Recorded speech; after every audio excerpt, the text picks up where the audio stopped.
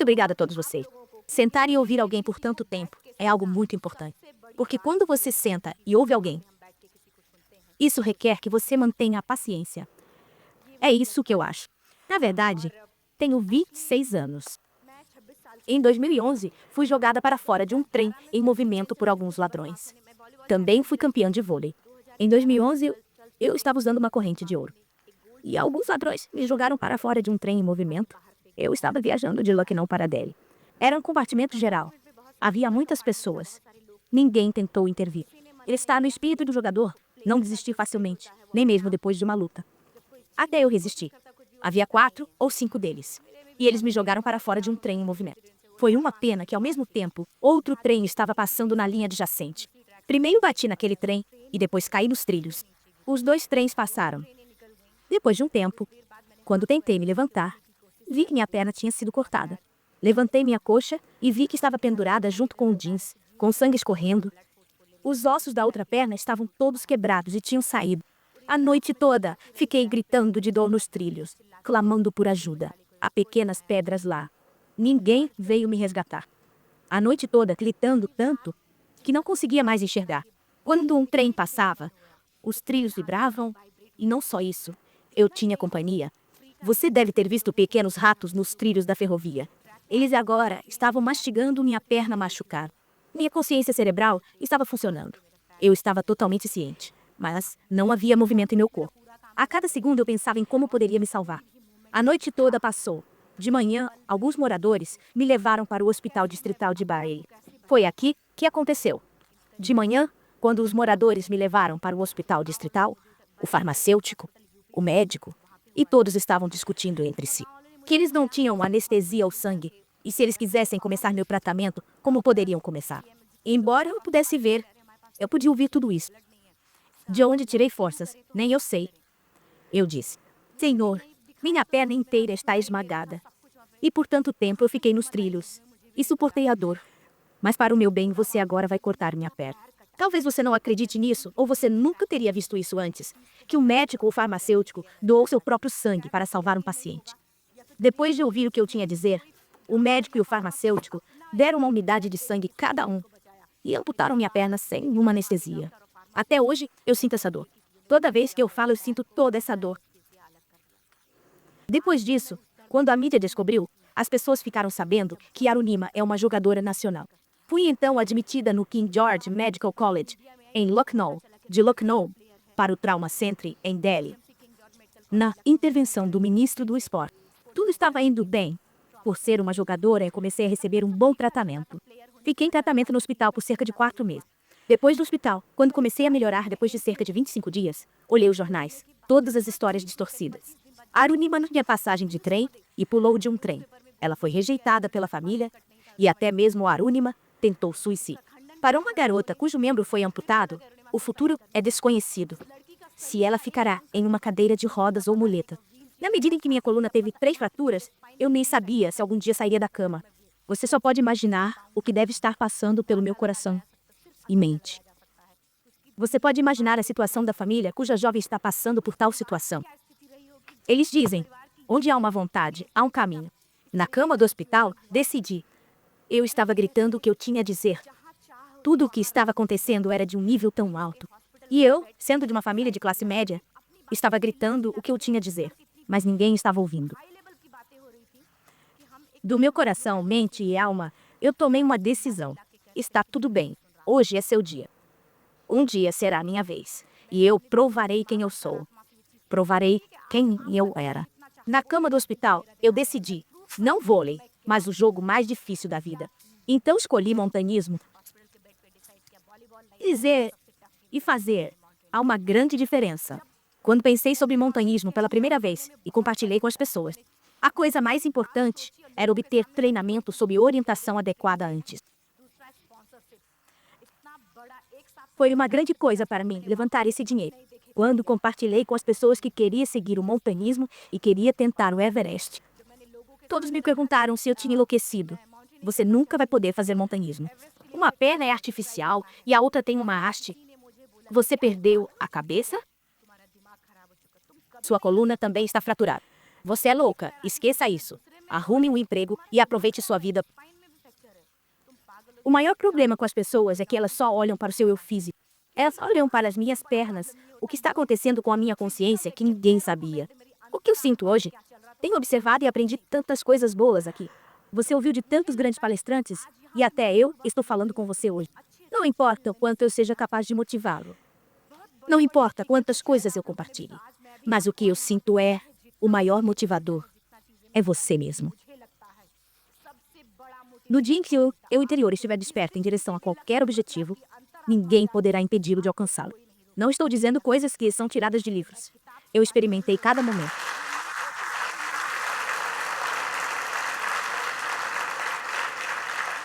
Nenhuma dessas são citações de livro. Cada momento dos meus 26 anos, essa experiência é o que estou compartilhando. Depois disso, de alguma forma eu consegui. Meu irmão, minha família era minha espinha dorsal. Minha família e meu irmão sugeriram que conhecêssemos Madame Bachendri Pal, que escalou o Monte Everest em 1984, que ela certamente ajudaria. Depois de receber alta do hospital, minha perna direita levou pó. Mas, em vez de ir direto para casa, quando as pessoas pensavam em como eu passaria o resto da minha vida, quando as pessoas pensavam sobre a minha vida, só havia duas coisas acontecendo na minha cabeça. Primeiro, como responderei a todas essas pessoas? E segundo, como chegarei ao topo do Everest? Fomos imediatamente ver Bachendri Pal. Quando ela me viu pela primeira vez, ela começou a chorar e disse: Arunima, nesse estado você até pensou em um desafio tão difícil como o Everest. Isso significa que você já o conquistou em seu coração. Agora é só pelo bem de outras pessoas. Além da minha família, ela foi a única mulher que acreditou em mim e disse que sim, Arunima pode fazer isso. Isso por si só foi uma grande coisa para mim. O planejamento está todo feito. Conheci meu mentor. Mas quando você entra em campo, você descobre onde realmente está. Cheguei ao início da estrada. Então ela disse: seu discurso e pensamento não vão resolver. Arunima, você tem que provar a si mesmo. E eu disse: tudo o que preciso é de uma chance. Quando cheguei à montanha, do início da estrada até o acampamento base, as pessoas levavam 2 minutos, mas eu costumava levar 3 horas, porque os ossos da minha perna direita ainda não estavam curados. Minha perna esquerda era uma prótese. O corpo estava todo vermelho. Todas as feridas ainda estavam frescas. Se eu colocasse minha perna com força, ela começaria a sangrar. Todos os outros na expedição eram normais. Todos costumavam me dizer, antes de cada escalada: Arunima, vá com calma e venha devagar. A única coisa que passava pela minha cabeça era: o que é isso? Eu planejei o Everest e não consigo nem acompanhar o ritmo de nenhum deles. Fiz um voto comigo mesma. Chegará um dia em que chegarei antes dele. Talvez você não acredite, mas nos 8 meses seguintes, com todo o peso sobre meus ombros, costumávamos deixar o acampamento base juntos e chegar ao topo primeiro. Eu costumava me virar e ver que eles foram deixados para trás. O que me deixava mais feliz era quando perguntavam: senhora, o que a senhora come? Conte-nos. Você não tem pernas, mas anda muito bem. Depois disso, consegui patrocínio total. Quando fui para o Everest, o maior desafio para mim na jornada do Everest foi me explicar para os outros. Eu não consegui explicar a ninguém que eu conseguiria. Quando fui para o Everest e conheci o Sherpa, quando o Sherpa descobriu que eu tinha uma perna protética e a outra tinha uma haste, ele se recusou a me levar, temendo arriscar sua própria vida. Nós todos de alguma forma o convencemos. Nós vimos de verdade o que você só vê em fotos e na TV. Gelo azul e verde. É absolutamente assustador. É tão assustador quanto bonito. Éramos 6 pessoas no nosso grupo até as áreas rochosas, eu estava na frente. Assim que cheguei ao gelo verde e azul, minha perna artificial começou a escorregar sobre o gelo. Quando eu levantava meu crampão esquerdo na frente apontando, mesmo com dor na perna esquerda, eu ainda fazia isso. Mas com a perna artificial, minha perna simplesmente girava e a própria perna se movia. Sherpa me disse: não é possível, Arunima. Não faça isso à força. Eu disse: de jeito nenhum. Essa é minha perna. Eu sei como vai funcionar. Finalmente, depois de várias tentativas, buracos se formavam e o gelo começava a quebrar. Eu ia em frente, lentamente, colocando meu pé nos buracos. Estava tudo bem até o acampamento 3. Eu me acostumei e cheguei ao acampamento 3. Quando se trata de ir mais longe do acampamento 3 até o cume, até mesmo para os melhores montanhistas e corajosos, a determinação diminui completamente quando eles veem alguém morrer bem na frente de seus olhos. E quando pensamentos vêm à sua mente e à sua tomada de decisão de que pela mesma razão que estamos seguindo em frente, é pela mesma razão que essas pessoas estão morrendo e morreram. A maior parte da escalada é feita durante a noite porque o clima está calmo. Quando deixei o acampamento do Polo Sul, à noite do acampamento 4, onde quer que minha lanterna fosse, eu só conseguia ver cadáveres. Fiquei arrepiada. Eu não conseguia entender, não sabia o que fazer. Não só isso, na corda que eu estava usando, conforme eu ia avançando, eu vi um Bangladeshi cuja mão estava se movendo. O som vinha da boca. Não consigo explicar o quanto fiquei com medo. Repetidamente o pensamento que passava pela minha cabeça era que o oxigênio dessa pessoa acabou. Ela está morta. Nessa última situação, não consigo fazer nada. O que fazer? Depois disso, fiquei ali parada por 10, 15 minutos. Eu disse a eles: de todos vocês, se todos conseguirem chegar ao topo do Everest, então está tudo bem. Se não, então eu chegarei ao topo do Everest por todos vocês e retornarei vivo. Porque o que pensamos como nossos corpos também começam a responder dessa forma. Por causa dos cadáveres, não dava para seguir em frente dali, pois a âncora estava na mesma corda. Tive que passar por cima do cadáver, e foi assim que comecei a seguir em frente. Quando cheguei ao Hillary Step, perto do cume sul, meu Sherpa me deu um grande susto.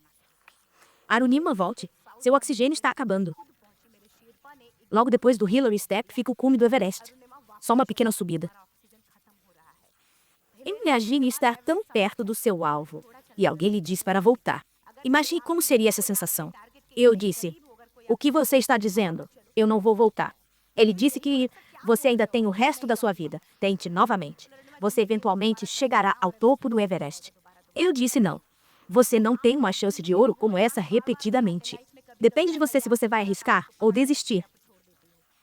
Nunca quis deixar passar minha chance de ouro, porque eu sabia o quão difícil era para mim levantar dinheiro e patrocínio. Se eu deixar uma vez, não terei essa chance de novo. Por fim, a senhora Bashindra e minha mãe me explicaram, uma vez que às vezes na vida surgem situações em que você está sozinho e só você tem que tomar uma decisão. Onde quer que esteja, olhe para trás para ver e refletir que você chegou aqui, passo a passo. Apenas coloque o pé para frente, mais uma vez, e verá que, depois de algum tempo, estará no topo. Na minha cabeça, suas palavras estavam passando como um vídeo. E apenas o topo do Everest estava em minha mente. Primeiro tentei convencer o Sherpa. Irmão, venha, nada vai acontecer. Finalmente, quando ele não se mexeu, dei um passo à frente. Tomei a decisão de que seguirei em frente sem falhar. E fomos em frente. Em cerca de 1h30, eu estava no topo.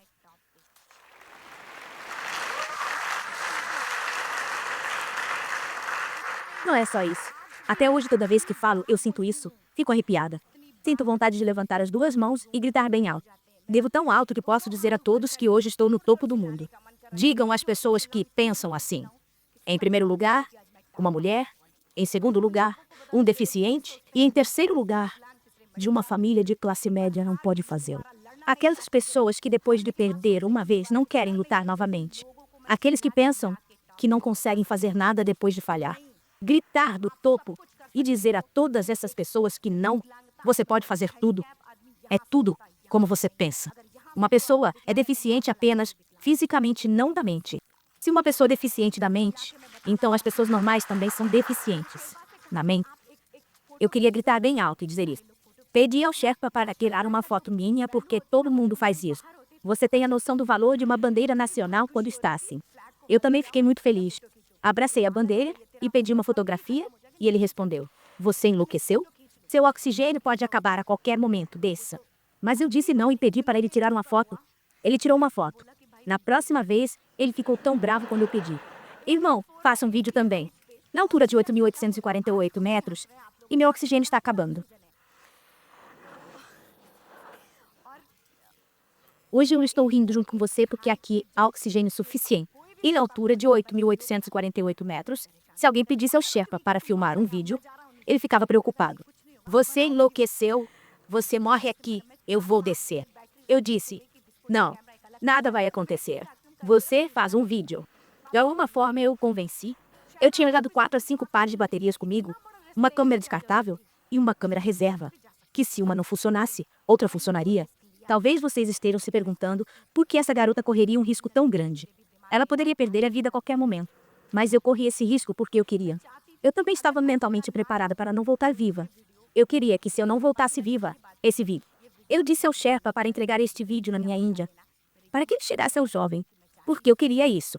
Em 11 de abril de 2011, eu sofri um acidente. Em 21 de maio de 2013, às 10 horas e 55, eu estava no topo do mundo.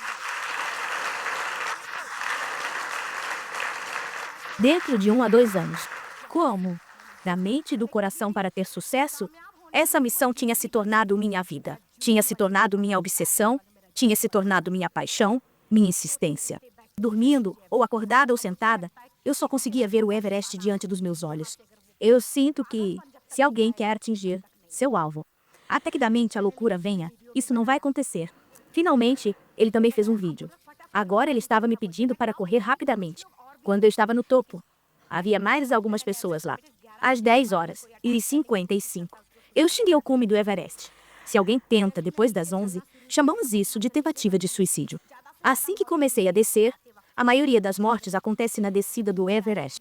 Enquanto eu estava descendo, eu só cheguei até certo ponto e meu oxigênio acabou completamente. Você só pode imaginar quando o oxigênio acabar. Qual teria sido minha situação? Eu caí de lado assim. Sherpa estava me dizendo que ele não achava que eu conseguiria chegar ao topo do Everest. Mas mesmo assim, eu consegui. Ele disse, quero que você volte viva, venha, levante-se. Ele estava repetidamente tentando me fazer levantar. Eu não conseguia ficar de pé. Sério, eu não tinha força. Eles dizem que, assim como temos nossas próprias regras, Deus também tem suas próprias regras. Se meu nome não estiver na lista dele, ele não pode me levar embora. Em segundo lugar, meu conceito estava totalmente claro agora. Quando eu estava na linha férrea, deitada lá por 7 horas, 49 trens subiram e desceram. Meu conceito havia se tornado totalmente claro. O significado disso é que se Deus me salvou, então deve ser para criar alguma história. Levei isso de uma forma positiva. E ao mesmo tempo, um alpinista britânico estava subindo. Ele tinha 2 cilindros de oxigênio. Ele jogou um ali mesmo e começou a descer com outro porque o tempo estava muito ruim. Meu Sherpa me ancorou e começou a descer e rapidamente o trouxe de volta e o colocou em mim. Ele disse, Arunima, você tem muita sorte de ter oxigênio aqui. Definitivamente, Deus quer que você continue viva. Ele estava me chamando de sortuda. De novo e de novo. Talvez haja alguns de vocês que acreditam em sorte, destino, não sei, pode ser ou não. Eu não quero ferir os sentimentos de ninguém, mas eu não acredito em nenhuma dessas coisas. Minha crença é que a sorte favorece aqueles que têm paixão para vencer. Se você não tem a paixão de vencer, então em todas as direções, só há desculpas. Só desculpas. Talvez mesmo se eu tivesse voltado, eu poderia ter dito que meu oxigênio acabou. Ninguém teria me questionado. Nem a senhora Barrendre, nem minha família. Ninguém teria vindo me perguntar. Mas eu teria sido capaz de explicar isso a mim mesma? Nunca. Finalmente, o que quer que tenha sido sorte ou destino, eu estava descendo. Eu estava muito feliz. Montanhas, cadáveres e meu Sherpa. Só eles estavam lá. Eu não podia nem mesmo compartilhar com ninguém que eu tinha chegado ao cume do Everest. Empurrando meus calcanhares no gelo, eu estava descendo. Em uma peça inteira, toda a minha perna protética saiu. A temperatura cai para menos 60 graus centígrados no Everest. Minha mão não dobrava e começou a sangrar. Eu estava contando ao Sherpa, minha perna já foi amputada. Se esse pensamento entrar na minha mente de que eles teriam que amputar minha mão também, como seria? Existem 3 estágios. Vermelho, azul e preto. O meu já estava vermelho. Se ficar preta, eles terão que amputá-la. Vez após vez, estou dizendo ao meu Sherpa que algo está errado com minha mão. Não há movimento na minha mão, só há sangue aqui. Ele disse, nada, Arunima. Quanto mais descermos, melhor ficará. Minha perna protética já foi retirada. Parei. Meu oxigênio ainda está funcionando. Que consegui por sorte. Ou destino. Meu Sherpa está na minha frente. Até o último momento ele tentaria me convencer. Mas se eu não me mover, ele simplesmente me deixará e seguirá em frente. Não é culpa dele o que ele pode fazer. Por que arriscar sua vida por causa de um alpinista? Finalmente, lágrimas começaram a rolar pelos meus olhos. Eu pensei, o que posso fazer agora? Chorar. Por si só, simplesmente acontece. De algum lugar as lágrimas vêm. No momento seguinte, entendi que chorar não vai ajudar. Limpei minhas lágrimas. Eu tinha uma corda. Agarrei aquela corda. Agarrei minha perna artificial com a outra mão. E comecei a me arrastar. Para baixo. Era tudo o que eu tinha. A outra opção era desistir. Apenas 2 opções. Comecei a andar arrastando minha perna. Depois de andar um pouco, havia uma pedra. Paramos, abrimos a perna e a consertamos. E então começamos de novo. Do acampamento 4 até o cume. São 1.066 metros. As pessoas geralmente levam de 15 a 16 horas para chegar ao cume. Levei um total de 28 horas para chegar ao cume. Todo montanhista, indiano ou não, Presumiu que Arunima não retornaria viva. Todo mundo presumiu isso. Quando cheguei ao acampamento Southcall novamente e abri o zíper da barraca, todos disseram, em choque, "Oh, você está aqui. Pensamos que você tinha morrido." Todo mundo disse isso. Depois disso, todos nós estávamos comemorando. Para contar tudo isso, eu tinha apenas uma intenção. Que tudo dentro de nós podemos fazer o que quisermos. Meu tempo já acabou. Vou recitar um poema de 4 linhas. Na verdade, meu objetivo é chegar ao topo dos picos mais altos de todos os continentes. O Everest da Ásia está pronto. O Kilimanjaro da África está pronto. O Elbrus da Europa está pronto. No dia 23 de novembro, estou partindo para a Austrália para o pico mais alto de lá. Tudo o que precisa de seus bons desejos. Agora, as 4 linhas. O voo real deste falcão é iminente. O voo real deste falcão é iminente. No momento, este pássaro ainda não foi testado. Embora eu tenha saltado sobre os mares, o céu inteiro permanece. Muito obrigada. Obrigada. Muito obrigada.